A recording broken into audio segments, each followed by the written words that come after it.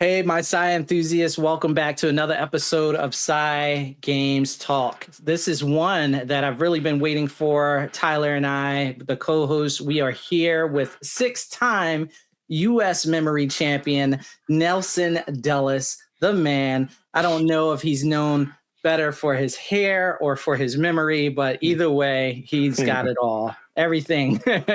And welcome, Nelson. Welcome. It's so good to have you today with us. Thank you. Thank you both for having me. It's definitely better known for my memory than my hair. I'm losing it back here. So thanks. Yeah. Well, we can't tell. We can't tell. Yeah. So yeah, it's great to have you on the show. It's great to have you as part of the Psi Games. So today, I just want to jump in. I know there's so many, you're a super interesting dude. You're into CrossFit. You're a memory champion, and memory is a big thing because people always talk about, my memory is not the same as what it used to be, and so on and so forth. So having you there, but then also there's this other side of you that's like I find super cool, which is like you're into Psi, and you had these experiences, and now you're here. So let's kick off with this. With just first, let's talk about how you even got into this idea, the memory stuff, and where it was when you started and where it is now. Yeah, it's been a long time since I started. This was back. I moved to Chicago in 2008 to follow a girl I had a crush on, and we ended up living up together, and it was a whole thing of my life. But I had a lot of time to myself. I couldn't find a job at the time because the recession started around then. So I had a lot of time to dive into things I'd always been interested in, and memory was one of those things. Because my grandmother had developed Alzheimer's in the subsequent years before that, and it was just on my mind. I was watching her and seeing how her mind was disappearing, and it was terrible, but also fascinating that could happen to someone so close to you that could forget who you are at certain moments, and then other times kind of perk up and remember little bits and then be totally gone another. And so that was really the start. I read some memory books by some former champions and was a bit skeptical because I'd never thought that I had a good memory at all. And I didn't. It's not that I didn't believe I had it and I didn't believe it. I actually had an average memory. But after going through some of the exercises in the books, I realized, oh, wow, there are techniques here that can improve your memory. And I slowly got more and more interested. I went to the USA Memory Championship in 2009 for the first time, was so inspired by who and what I saw there, and vowed to come back and win the damn thing. And 2010, I was very close, but I had like a rookie mistake in the finals and vowed again that I would come back and win. And then 2011 I popped the cherry and won my first championship with 6. Wow. Yeah. What is that? I mean, a memory championship. Like I would imagine, like how long have they been going on? Like how many people are there? Like how big is this type of thing? Yeah, it's fluctuated in popularity. It's still a pretty small. Are you guys there? Yeah, we're here. Oh, okay, sorry. It's still a pretty small collection of people. There have been years where it's been bigger because there was more support, sponsors, people filming shows. But ultimately, it's been around since the early 90s, and there's been other forms of it. There's the World Memory Championship. There's the UK Championship, the Indian Championship. But it did start in a small, stuffy room in England where some snotty guys in tuxedos wanted to just compare their memories to each other, and it's grown from there. And it's really just a venue to showcase what memory techniques can do when you train them like an athlete. And every year the limits get pushed, which is sometimes mind-bending to hear what people are capable these days. Wow. So you were having this very hard life experience with your family member, your grandmother, and then you move to Chicago, have some time on your hands, you get into memory and learning about it more. how did you go from that to becoming a champion? Like what you said, there were some techniques that you learned, and I would imagine it's got to be pretty time consuming. It's got to be very tough, or were you just a natural? How does that work? I wouldn't say I was a natural. And I always say still, like, I think anybody could do or train the way I did and do the things I ended up doing.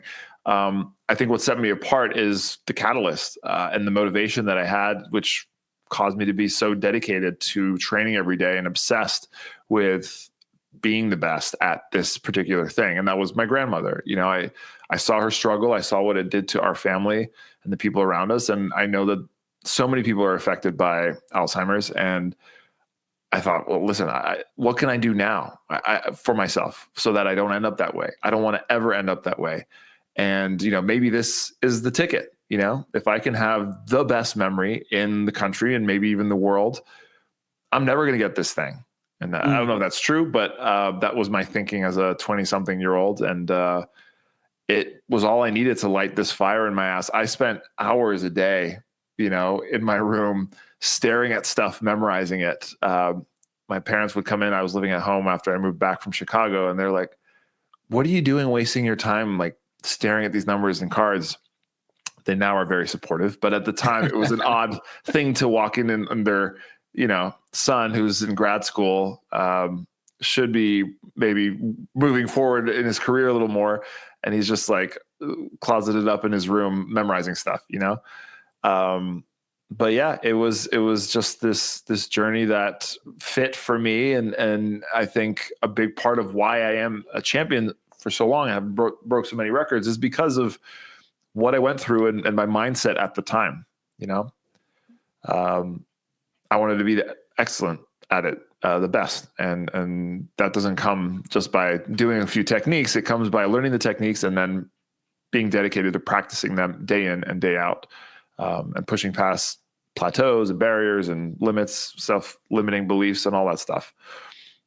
Did you take any natural supplements to help your brain, or was this just like purely what you did on the outside? Like you learning these techniques? Yeah. At first, I didn't really know much about brain health, or anything else that could potentially enhance what I was doing with my mind alone. So it was pretty much that, just the techniques and hard practice. And a lot of Mountain Dew.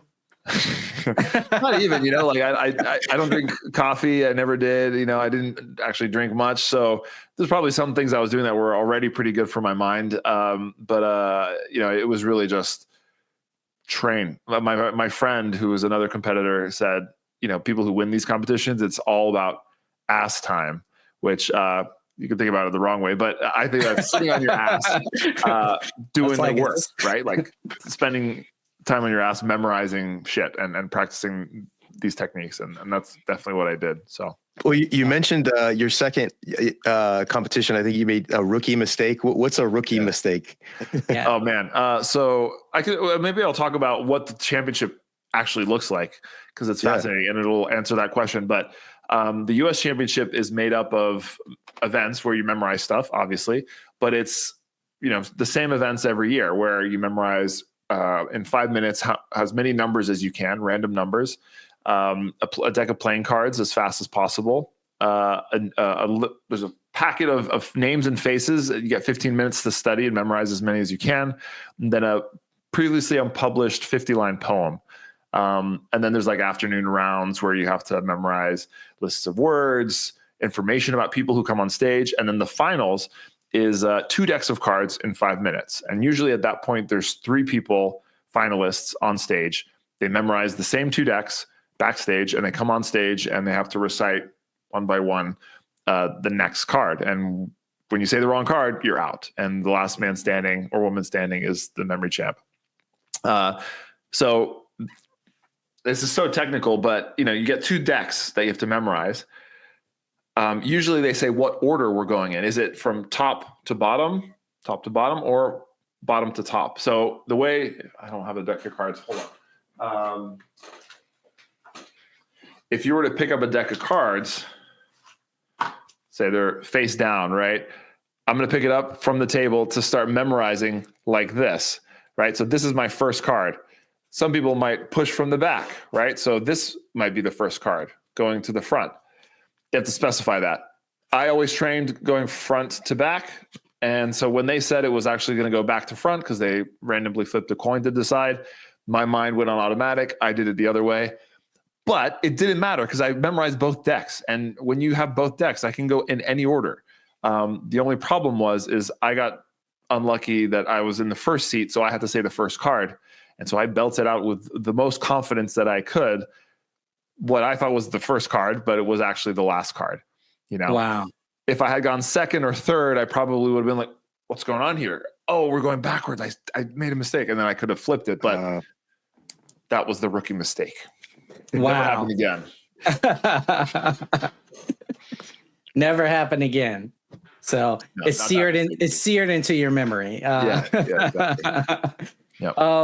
It's just so what is, you named like two challenges. What are some other challenges and how did it go? Like, yeah. Well, so those were the U.S. championship events. At the World Championships, it's a decathlon of different memory events, mostly around numbers and cards, just because those are truly random. I think in the past they had tried things with like memorizing vocab from a language or chess moves, but people might have a background in that and then they instantly have an advantage. So it was for defining this competition, they had to choose things that were going to be equally unknown and fair to all, right?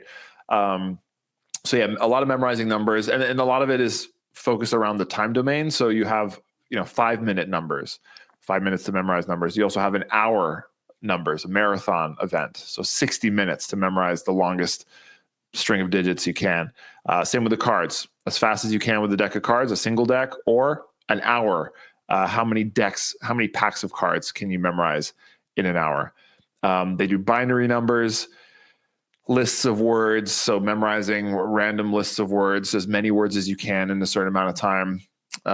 Names and faces, historic dates, abstract images, so these blobs that you have to remember the order of. There's a lot, but it's all stuff that memory champions have somehow decoded into strategies and encoding systems to make it easier and faster year by year.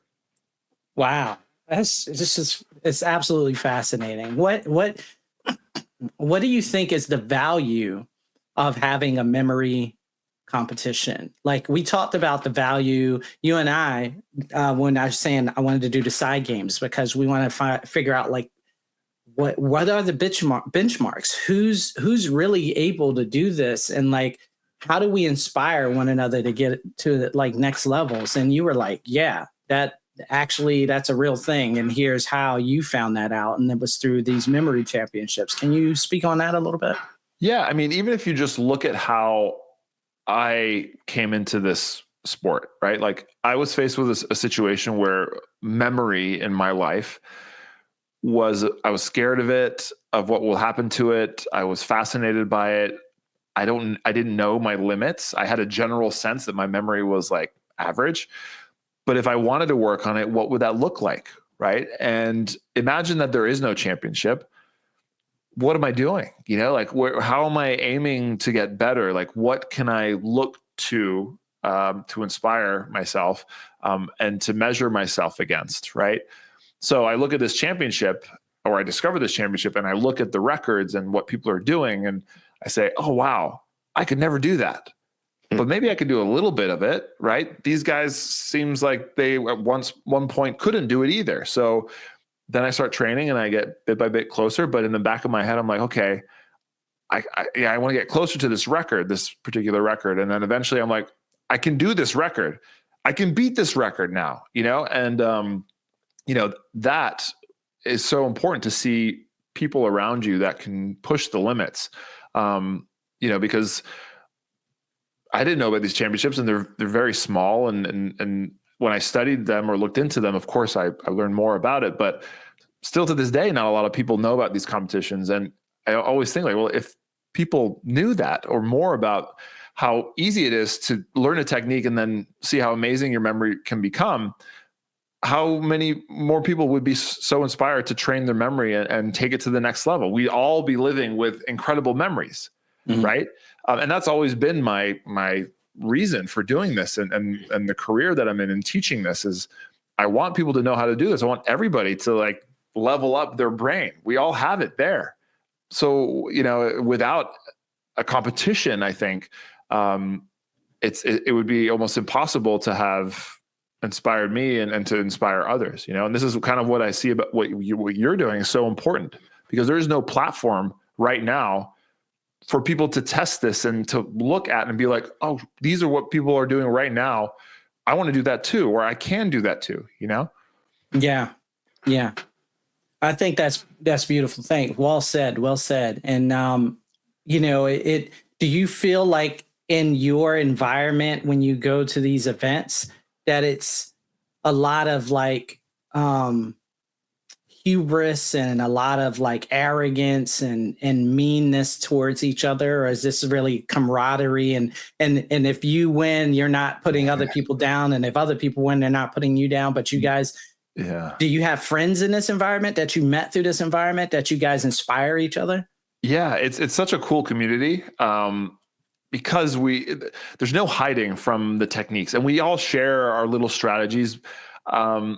And we all support each other. It's such an awesome space. Like, of course there's competitiveness, you know, like there was my rivalry when I started, and there's a rivalry now, a new one. And it's all fun. I'm friends with all of my nemesises, you know?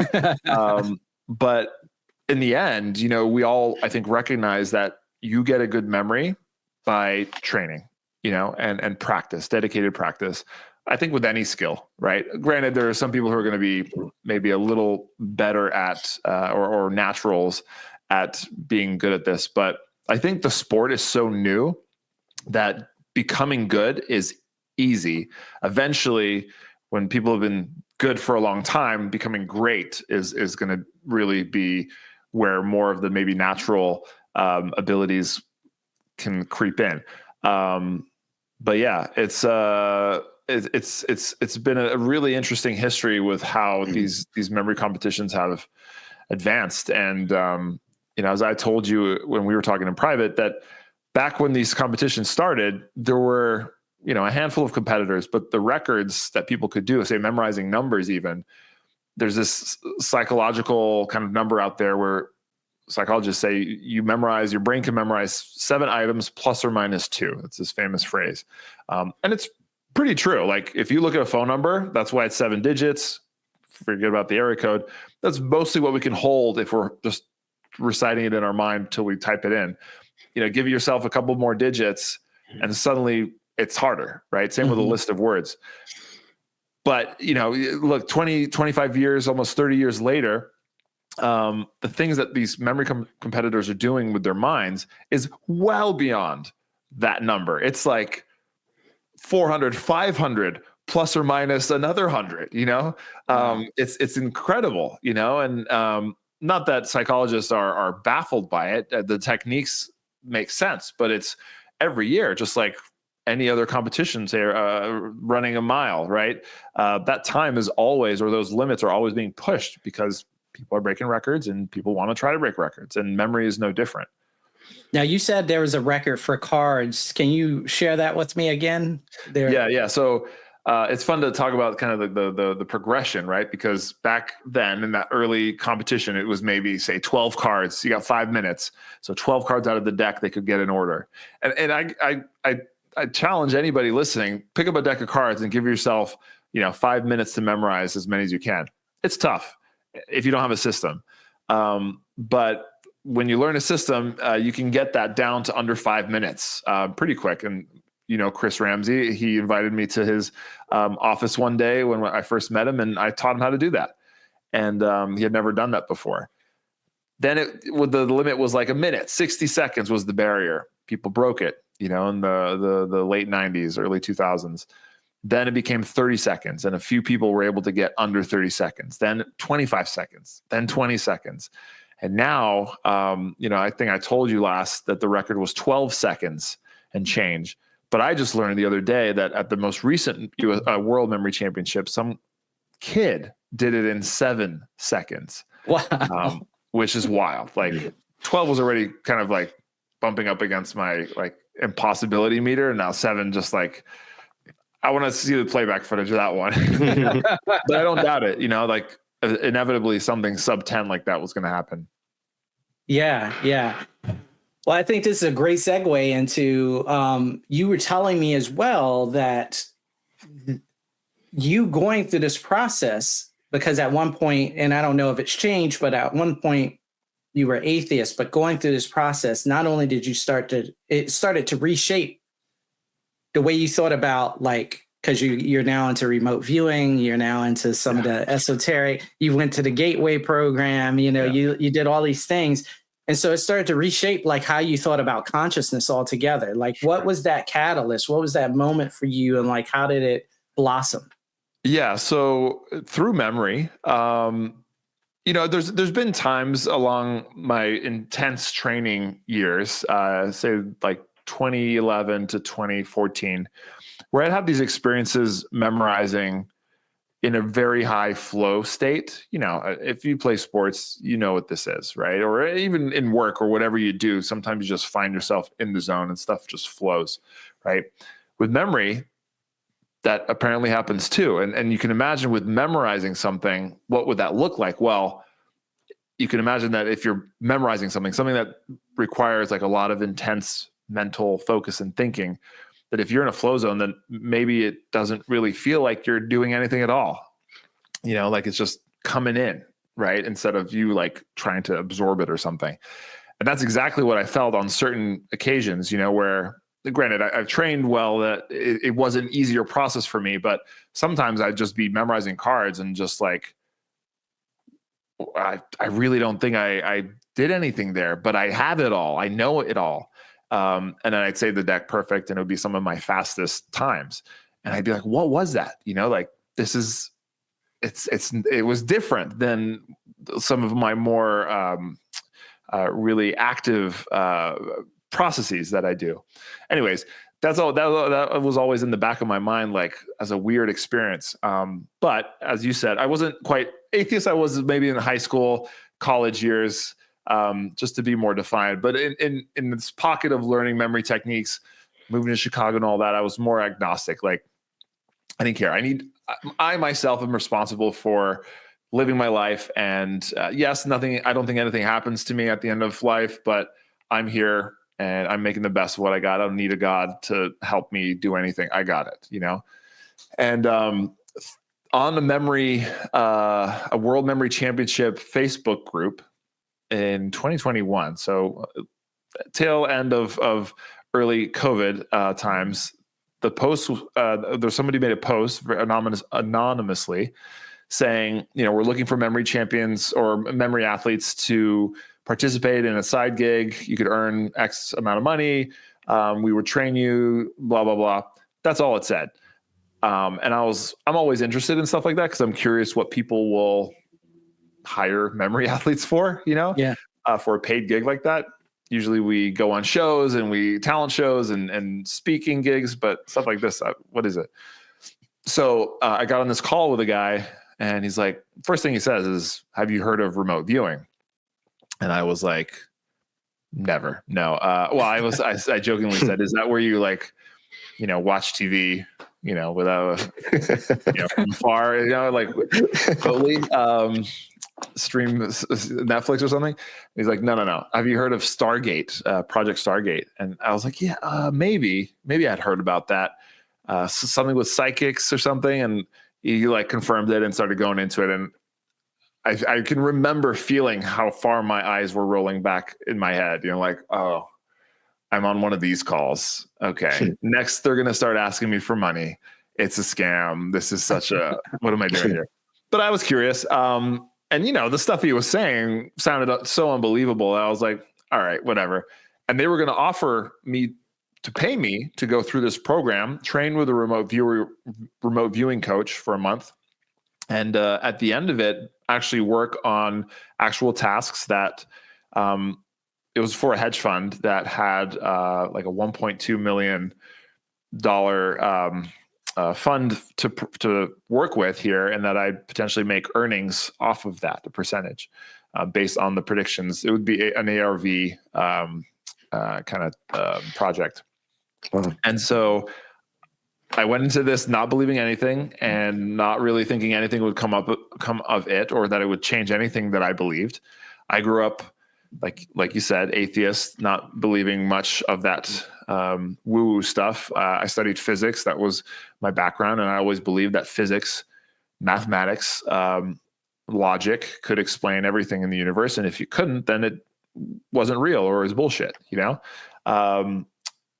And slowly, I started to have experiences through these sessions that I could not explain, you know, very, very strange. Some might be like, yeah, I'd resist and be like, it must be, it's confirmation bias. The guy, my coach is, you know, he's a magician. He's sleight of hand, switching out images, you know, like he's doing something. It's not me. But then there were some sessions that I did that were too impossible to in any way fake, you know, or guess. And that happened a lot. And eventually the project fell through for reasons I can't talk about. But the damage was done to me in my mind and my worldview, you know? Yeah. And I sat there for months. I think it went through the summer of 2021. And then the rest of 2021, I just took a break and I was like, okay, that part of my life I'm going to put that away somewhere else because it doesn't mesh with what I believe about the world. And then slowly 2022 came around and I was like starting to think, well, let me revisit that because that was actually really interesting. What was that? And I read a lot of books, Dean Radin, looked into a lot of Hal Puthoff stuff and, you know, the original people in this stuff, and reconnected with one of the guys on the project. We started doing some sports betting, using remote viewing and ARV, and again, amazing results. And that sucked me in. And then working with Chris, you know, he heard me talk about it, Chris Ramsey, and he wanted to learn it. And that really kind of heightened everything because it got me in a position to teach somebody else and see, do I really know this? Do I know the history? Can I share this with somebody enough for them to learn it and make a YouTube video about it? And then Chris dragged me in. You know, we ended up interviewing Joe McMoneagle. We ended up talking to Ed Dames, yeah. And Ed May as well. And then eventually we got pulled into the Monroe Institute. But by then, I mean, even just by that point with Chris, like, I was a firm believer, and it's changed my worldview. Sorry, this is the longest answer ever, but it's been such a life changer for me. And I wouldn't say that I believe in God now, but I definitely am more spiritual. And I definitely believe that something is going on in the universe and our consciousness's connection to it, or that it is the universe. But yeah. Wow. So so that's your worldview now, is that there's something bigger, greater going on. Yeah. I mean, yeah, I think consciousness is it. And I think that it is one thing, and that each one of us, which, you know, we have our own consciousness, is just a branch off of it. You know, and when that fizzles out, it just returns back to the fold. So if that's the case, then no doubt that you and I and everybody can have these glimmers of connections in our minds to each other, or that we have connections to anything in the universe, timeline, history, you know, knowledge. It's all there, as mind-bending as that stuff is. And I can't explain it. I don't think anybody can yet. I don't think we're there yet. But doesn't mean that it can't be eventually explained. But that's what I believe. And that's why I think, you know, remote viewing actually works. Yeah, or any of this size stuff. Well, you've talked about the flow state and memory, but I wonder, we're talking about also alternate states of consciousness, and, you know, because you're getting bits and pieces, And I think, have you explored any of the skills or practices that you've used in memory competition to recall, like dream recall, lucid dreaming, out of body experiences, all of that, and how to maybe work with that to better memorize or remember some of these experiences? Yeah, a little bit at the Monroe Institute, I started to kind of apply that because, we'd go into these sessions and I was afraid, like, I'm waiting for stuff to happen in my mind, and some glimmer of something would happen, an image of something, something else. And I'd be like, I want to remember this. Like, it's important. It means something.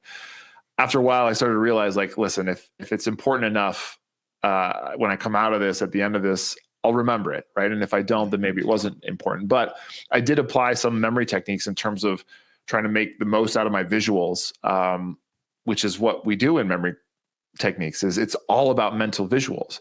And that, I think, was one of the most kind of eye-opening parts about what I found when I started remote viewing and doing OBE stuff, and just things that come into my mind spontaneously. It's all visuals, visualization. And that's what memory is. And I go back to those flow state experiences, and I think, well, what if, I'm not really memorizing anything, right? That I'm just reading from that substrate that has all the information there. Like the deck of cards that I'm about to memorize is already written out there in that substrate or whatever. I'm just opening up the receiver and tapping in. And the more I submit myself to that, the more of that flow it feels, or something like that. So I always thought that, well, not always, but after the remote viewing stuff kind of crept into my life, that memory is basically like remote viewing, but in the past, right? Or put it in the other way, remote viewing is kind of like memorizing the future. Well, that sounds wrong. Like you're memorizing the future. It's recalling the future, maybe is the better way to say it. That the images from the future come to me, because it's the same way that when I'm sitting here after memorizing a deck of cards and I think, okay, what was the first card, second card? Pictures are there, or they're coming to me, right? And it felt like when I've gone through some certain sessions in remote viewing, I've had this experience where I'm like, this is the same. This is coming from the same place. Is what I want to say. There's definitely a thing that several of the scientists and researchers who was studying remote viewing have gone through, and it's like that. If you get feedback, it becomes precognition versus an actual remote viewing. So you're like, so in this particular case, this idea is called displacement. This idea that if you're getting this feedback, like of the cards, like at some point you get to see those cards, or you're knowing that those cards are there. Yeah. So you're actually perceiving the future of you actually seeing those cards. And so you're tapping into that, and boom, and there it is. It's all there. And so you go to that process, you go through that process. So that's definitely something that they've found, and that it sounds like you were having that same experience. Yeah. And then to go back to the original question, like, do I use memory techniques when I'm doing any of this stuff? It reminds me of, this was back in 2022. I reached out to Julia Mossbridge. Are you familiar with her? Mm-hmm. Yeah. And it's funny because I met her at a psych convention in 2014. I was there to speak about memory. I did a whole memory performance, and she came up to me afterwards and she's like, have you ever looked into ESP or anything like that? And she showed me, I think it's Hal Puthoff's little ESP trainer game. Yeah. And I was like, no, but I'll play it, and she had this little app that she recommended, had something to do with love and like predicting what you should choose between difficult choices and stuff. And I thought she was crazy.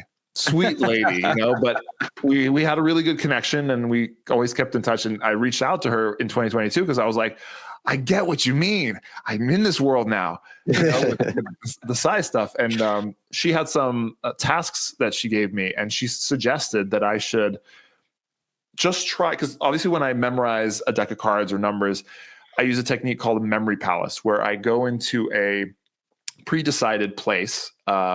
a familiar place like my old home or my office or something in my mind, and I place images for the things that I'm memorizing along the way. And that helps me remember them, because when I recall, I go back to the place and see what's there, right? If I did it in a memorable way, it's still there. And she was saying you could use that same technique. Just don't even use a memory palace.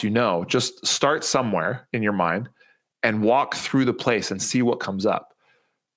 And that would be my session. So it was kind of like a remote viewing session with a little more control in terms of going through an unknown memory palace and taking turns and going to rooms and things like that and seeing what unfolds.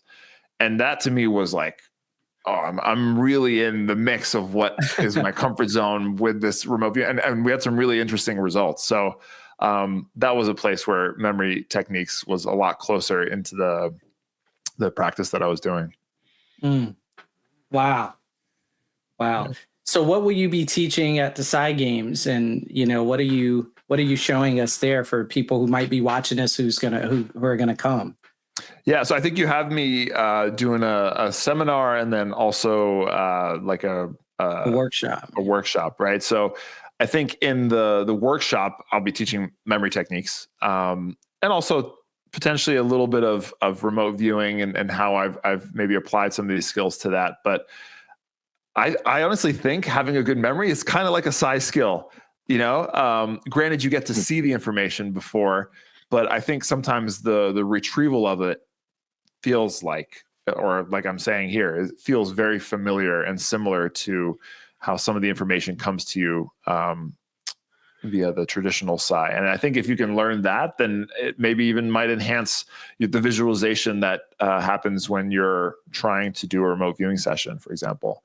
And then I think more in my talk will be more about kind of my story and this journey that I found myself on. Wow. Yeah. Tyler, what do you have? Well, I watched one of your videos last week, and I really enjoyed it. I think it was from maybe the last championship that you went to. So you were like the OG. That's one of the things that, so you're going in there. There's all these younger guys. Yeah. But also, what I really liked, man, was you were showcasing the other contestants there. And just like we touched on earlier, it wasn't anything where like people were standoffish, and you were even like introducing them like, hey, this guy's been a real good competitor for a while. And then another person, you'd be like, with this, you're brand new, but you're showing that you have great ability. So I really liked that presentation, and I'm hoping that is what the sort of atmosphere and environment for the Psi Games as well. Yeah, thanks for saying that. Adding that element, especially for the video. Again, Tony, the founder, loved the idea that I wanted to showcase the competitors, because I think that's what makes the competition. It's these interesting stories of people who have different backgrounds and how they ended up there and what each of their levels are at and where they started. So I think if we can do something like that for the Psi Games, I think that would do so much, because again, it's people want to know how they can get into these kinds of things. And we want to make it seem or show that it's anybody's game and we all can do this, so that's, I think, a big part of having a successful competition that inspires others and launches people or the sport or the domain into another realm, but yeah, the atmosphere is so chill and fun and supportive. And I think it has to be in a kind of mental, cognitive style event. And I think that Psi Games will be similar, Yeah. Do you see yourself though as like almost more than a competitor, because you're talking also about the growth of the event and like the competition itself? Maybe talk about your role or maybe how you've evolved into that. Yeah, I mean, I started as a competitor, but definitely now, even though I won the last one, I'm the current champion.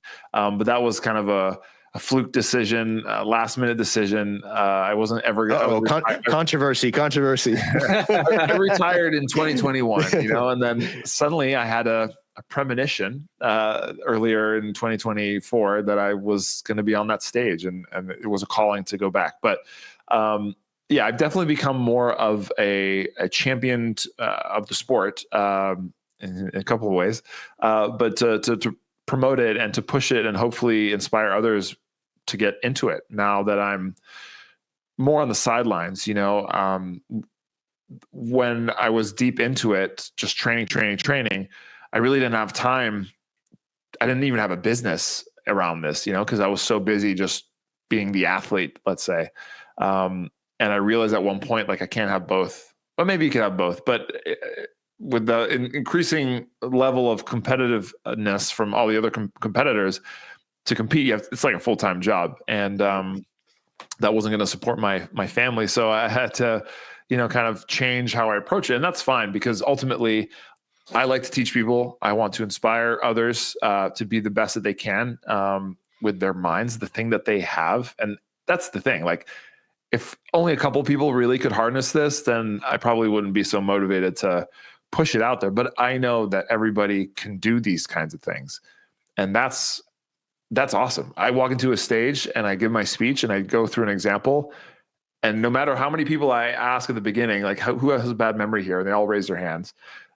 At the end of it, they all can memorize this insane thing that they never thought they could. And the reaction from that, when they come up to me after the talk, is just, I've always thought I had a bad memory. And I just listened to the example we walked through together, and I'm completely rethinking that now. How could I do that? How did you make me do that? What else can I do?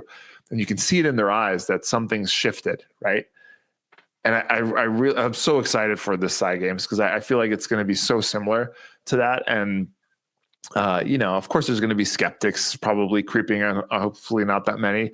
But even if it is, like, it's an open arena, Right. to showcase something that there's something there, and we're going to find out how much it is actually there, and hopefully inspire others to push that boundary. Yeah. Well said. And that's really it. And I'm glad that you're hitting all this from a competitive, from a person who's been in a competitor role, because one of the biggest gripes I get all the time is that people will say, oh, this stuff is supposed to be about love and resonance, and now you're making it about this competition. And the way I normally fire back to that is I say, hey, look, competition doesn't have to be bad. It's really about who's surrounding the competition.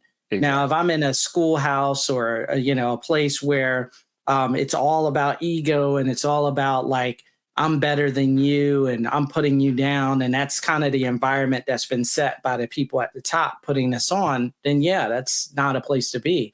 But we're trying to come together with the understanding of building a community around this concept and these abilities, so that people don't feel alone and that they can support each other and that we can collaborate and see where people are and help inspire each other to the next level. And then also learn from people who've been doing this for a really long time, and not learn from somebody who's just, become a YouTube sensation over the course of like a week, like, because they're a great marketer, but learn from like professionals who have been in the field like yourself. I mean, all of the hard work that went into being a 6-time memory champion, and now you're going to be teaching somebody. It's you didn't just get on YouTube and become a 6-time memory champion overnight. That was many years of work. And so these are the type of people that we're bringing together for this exploration and this growth, at the Psi Games. And that's really what it's about. And I'm glad to hear you say that. Yeah, this, your experience with the memory championships was about, man, we're inspiring each other, pushing each other. We're friendly. We're friends. You're supporting the next guy's supporting you. You're sharing ideas and ways that you are being able to memorize these things and different techniques.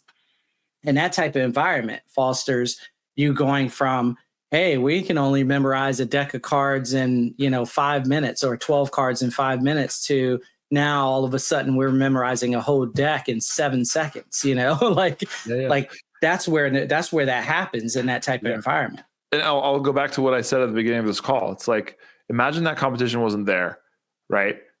And 2009 Nelson is learning about memory techniques. Like, none of what I've built and all the people that hopefully I've inspired through my book, through my YouTube channel, anybody who's worked with me, even other people that have competed alongside with me and done the same in their circles, none of that would exist, right? Without the competition. The competition did that, right? Because it was there. Could I have learned more about memory techniques? Sure. Would I have tried them? Probably.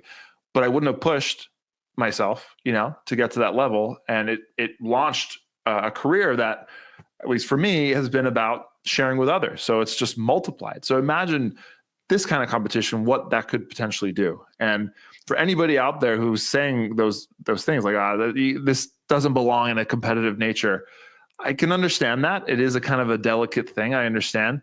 But at the same time, memory is a very similar thing. And I encourage anybody who's questioning whether competition is good or bad for something so cognitive to look at us and see how amazing the culture is and how supportive we all are to each other. And honestly, I want to say this too, that one of the most exciting things I have a feeling for this upcoming Psi Games is I just want to hang out with all these people, Right. I get to spend 4 days with people who believe this stuff, who are interested in this stuff, who are researching this stuff. Like I know, Chris will be there, you will be there. Some of the people that were at the Monroe Institute will be there. I'm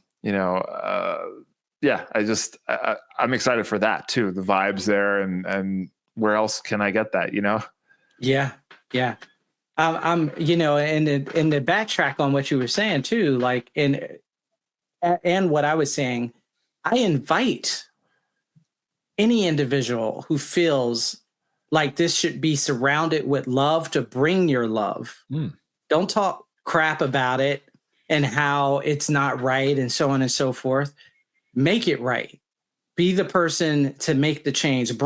If you feel like we're not surrounding it with enough love, then be a part of that love so we can now surround it with more. Care bears care. Let's hold hands and like straight up shoot. Well said. Yeah. Shoot our hearts out there. So instead of you sitting at home saying, oh, I don't believe in the competition and so on and so forth, say, hey, see my heart, see the heart of the people involved, and then come and bring your heart so that we can now really change the dynamic of things. Because if there, and I'm going to take this a little left, but if there are people out there who are negative and doing this stuff in a negative light, they're training and working to do what they need to do, just like me as as a bodyguard, a person who's gone to executive protection school and have been a martial artist for a long time. I used to tell people all the time, the bad guys are training every day, because their life or their perversion or whatever they're doing depends on it. Yeah. So us being people who want to protect and help and care for people, we have to really work. We have to work at it. We can't just give lip service to it. We have we have to surround it, and we have to train, and we have to grow. And so it's not the same, but just the idea that if you want to see these things, if you want to help people who are going through a hard time because they have an ability and they don't understand it and it's scary to them and they feel alone and they feel like, or a young man who's out there who's like, man, this happened to my grandmother and I'm afraid and I just don't want that to happen to me. Be a part of what's going to give them a comfortable space, a community to grow and find positive people to be with. That's going to change your life. It changed your life. It's changed my life and Tyler's life because he was able to go to the Ryan Institute. Oh, wow. Finding groups of people who are doing this on a mass scale that can really show love and grow. Yeah, that's what it's about. And so instead of talking about it and being, the Scrooge of the Psi Games, come out and add your heart to it. Help us do the right thing. Help us keep on this path. Just like we were just discussing earlier, the evolution of the performance, the improvement of over the years, what a competition can foster. And it's not like you're staring at somebody else in a Zener card and going, it's a self-performance thing. You're trying to perform your ability and skill. So it's not like it's a showdown or there's a winner and a loser. And I think that's going to be key is it's also could foster good scientific research from this as well. So I think a lot of just in the competition itself can contribute a lot to the field of psychic research as well. Mm-hmm. Yeah. And listen, what you guys are doing is groundbreaking. And, going to be controversial, especially this first year, maybe even the second year. And so that's what makes it tricky. It's like, I want to see it do well. And I also know that these kinds of things can, be weirdly perceived by the majority, but we're in a good spot, I think, in this day and age where there's some kind of renaissance of this acceptance for this kind of thing. And I give it a couple of years, and I think you won't have as many naysayers if that's what your a lot of your troubles are right now. Yeah. It's like turning a potato into a French fry. Everybody hated it until they had it. They're like, what is this? This is amazing. Right. Man, Nelson, Tyler, do you have anything else? No, it's been great. Appreciate it. Yeah. I probably want to throw a little curveball in there. What's your take on aliens now? Oh, wow. Nice. That's my question. That's supposed to be my question. That's why I was like, if Tyler's not going to ask it, then... Yeah, no, awesome. Love it. As a kid, I was fascinated, by this topic. I would always look for a book in our library that had UFO on it or alien, and I just fantasized about it being real, or, watch sci-fi movies and pretend like while I'm watching the movie that it's real. But I never had any experience that really suggested to me, other than my mom, who would always tell me the story. I was born in England, and she says she once had an experience, a very frightening experience where, and I think I embellished it as a kid, but, it doesn't take away from her experience, which felt very real and scary, and that it was something not of the norm. But in England, there's highways, but a lot of the roads are very windy and not well lit. When you're driving through the back roads, and she was with my sister, very young age. I must have been an infant, but suddenly there was a light above her, like right above her, out of nowhere, and it followed her for a long time. And her static on her radio went haywire, and I think her watch stopped, that kind of thing.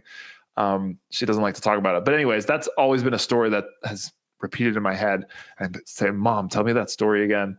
But other than that, nothing, But I think once the remote viewing worldview opened up, a lot of things started to happen. And, could it be because I'm now more open-minded to these kinds of things? Potentially, but I still had these experiences that were strange. I wouldn't say I've seen an alien or seen something so immediately real, but I've had things happen to me at this point where it was an anomaly and something worth questioning. And I definitely believe that there's something else out there.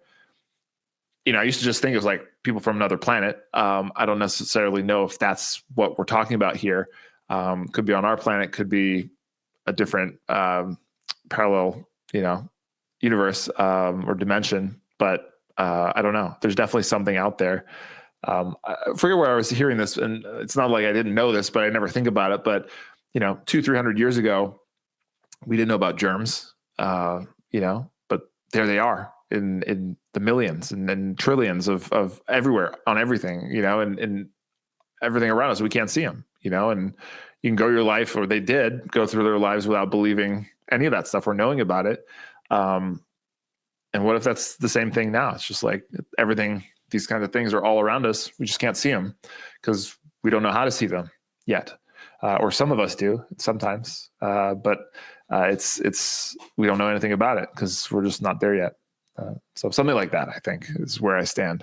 Yeah, and I would stray to say that through pushing the envelope, and if we do believe in resonance, being around, like I'm sure this happened, you might have felt this being around so many memory champions at one time. When you're in a room with that many people who have that ability, something rubs off on you. It just, it does, Being in the special operations community, I can tell you, being in a room with a bunch of special operators, just like changes your energy, like it raises you up to a new level. Like you just can't help it. Like just being there, you feel it, which goes along with, any field where they say, hey, you want to be a best lawyer, you want to be the best basketball player, you got to get around people who are like doing really good, who are practicing. You need to go to this basketball camp where all of the champions from across the state are going to be there playing, because you guys are going to raise each other up to a new level. And I think, maybe on some level, these NHIs or other beings are just waiting for us to, good call. They're probably here right now waving like, hey, can you see me? No, they're not ready yet. They're vibing to this conversation. They're like, yeah, guys. They're like, no, he can't see me yet. All right, cool. And then one day, all of us are going to be maybe at Psi Games 2032. Like, whoa, like, like, whoa, what is that? You have see more participants than you expected, right? You didn't even sign up. There they are. That's funny. Yeah. But yeah, I mean, when I went to the Monroe Institute last summer, that just, I thought I had a change in my worldview and an experience when I discovered remote viewing on my own. When I was there, stuff that started happening afterwards was mind blowing. Just so many synchronicities that, and obviously I'm maybe looking for them more, but I can't deny them. Some have been so outlandish that it's hard to say that something isn't going on, So. Yeah. Well, I think that's a good ending point. And I would just like to thank you, Nelson, for coming and sharing your story, being so open with us. We talked about some really deep topics about your life and your history, and then some really illuminating ones that are really beautiful. And I'm glad to have you. I'm glad to have you at the Psi Games, this first one. You're going to be there sharing and doing some amazing stuff. How would people get in contact with you, and what's some, like your website or something of that nature? Yeah, very easy to find. If you just search my name, Nelson Dellis, my website is nelsondellis.com. You can find all my information there. My biggest platform is YouTube. I make memory videos where you can learn these techniques. I have other levels of that. If you want to get my book, I have some books, my online course. I also do online coaching for memory as well. And I do speaking gigs. So any way you want to learn this stuff, I have an avenue towards it. And even on my YouTube channel, I've been sitting on some content that is about Psi stuff. So I hope to release that in the coming months leading up to the Psi Games to kind of welcome the people who are on your side of things, not just be about from the memory side of things, That's beautiful. Well, thank you once again. And thanks everybody. Thank you, Tyler, for being the co-host of the show, and keep following us on our YouTube channel for Psi Games Talks. And then also, of course, in August 1st through the 3rd in Charlottesville, Virginia, we will be there at the Omni Hotel doing something that has not been done before. And we would love to have you there. Again, if you feel any type of way about it, bring your love, bring your heart, and help us raise everything up, raise up that vibration.